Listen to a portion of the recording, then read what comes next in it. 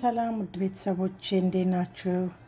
እኔ ደህና ነኝ፣ እግዚአብሔር ይመስገን። እንዴት ነው? በዓል አለፈ፣ ሁሉ ነገር የተበላውን ቅባትም ምንም እንግዲህ ለማጸዳዳት ለበዓል ጊዜ ያው መቼም የኛ ባህላችን የታወቀ ነው። ዶሮ ጥብሱ፣ ቅቅሉ፣ ምኑ ስንል ያው የቅባት አይነት ነው የሚገባው።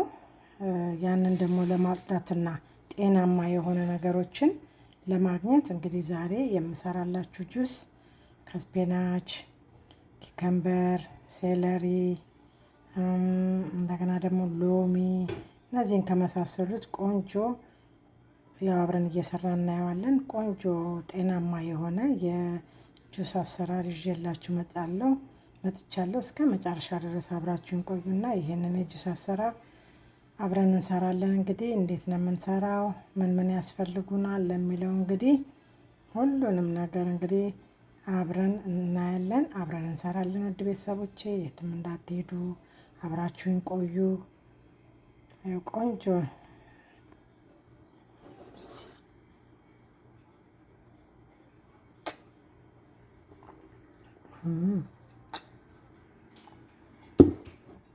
በጣም ቆንጆ ጁስ ነው፣ ትወዱታላችሁ። እንግዲህ አሁን ወደ ስራ ይገባለሁ። እሺ አብራችሁን ቆዩ፣ ግብአቶቼን አሳያችኋለሁ።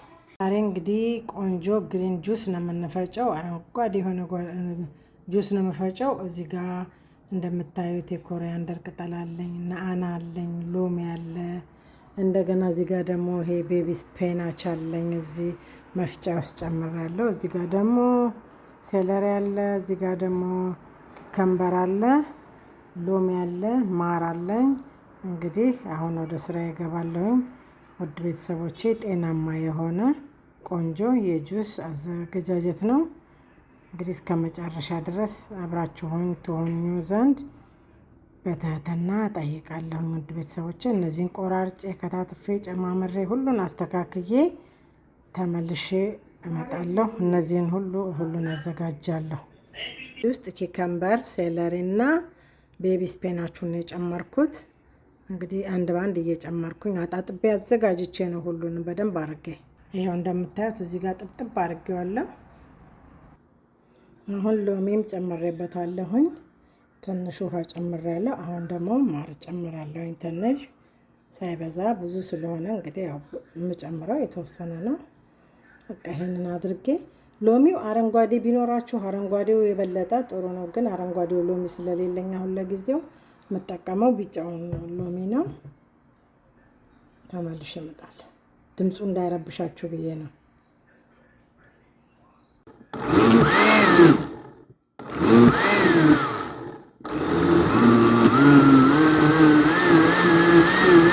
አሁን ይሄንን እንግዲህ እናጠለዋለን ማለት ነው በማጥለያ።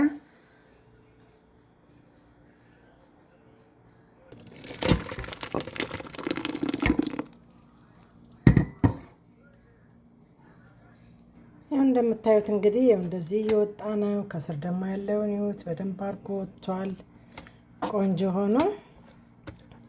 እንግዲህ እንደዚህ እናደርግና ይሄንን ላንጥለው እንችላለን። ምክንያቱም አንደኛ ከፈለጋችሁ ዳቦ መጋገሪያ ይሆናል፣ ከለርፉል ነው። በዚህ የተጋገረ ዳቦ ቆንጆ ነው። ሁለተኛ ደግሞ እንትን እናደርገዋለን እንደተባለው ለአትክልትም ቆንጆ ነው። አትክልት ላይም አፈሩ ላይ ማድረግ ትችላላችሁ። እንደ ማዳበሪያነት ልንጠቀመው እንችላለን። በጣም ቆንጆ ነው። እንግዲህ መጨረሻው እንደማሳያችኋለሁ። የትም እንዳትሄዱ ላይክ፣ ሼር፣ ሰብስክራይብ እያደረጋችሁ ጠብቁኝ እላለሁ። ውድ ቤተሰቦቼ አብራችሁኝም ላላችሁ ሁልጊዜ አመሰግናለሁ። ሁሌም ምስጋና የከፍ ያለ ነው።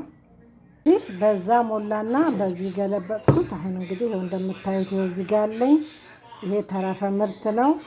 አሁን ይሄንን የመሰለ ጁስ ፈጭቻለሁ። እንግዲህ ሌላው ደግሞ ውስጣችንን የምናጸዳበትን ዲቶክስ የምናረግበትን ደግሞ ይዤላችሁ እመጣለሁ። እንግዲህ ለዛሬ ውድ ቤተሰቦቼ ይሄንን የመሰለ ስሙዚ ሳይሆን ጁስ እና ስሙዚ በነገራችን ላይ ይለያያልና ይሄንን የመሰለ ጁስ ይዤላችሁ መጥቻለሁ። እንግዲህ ትወዱታላችሁ።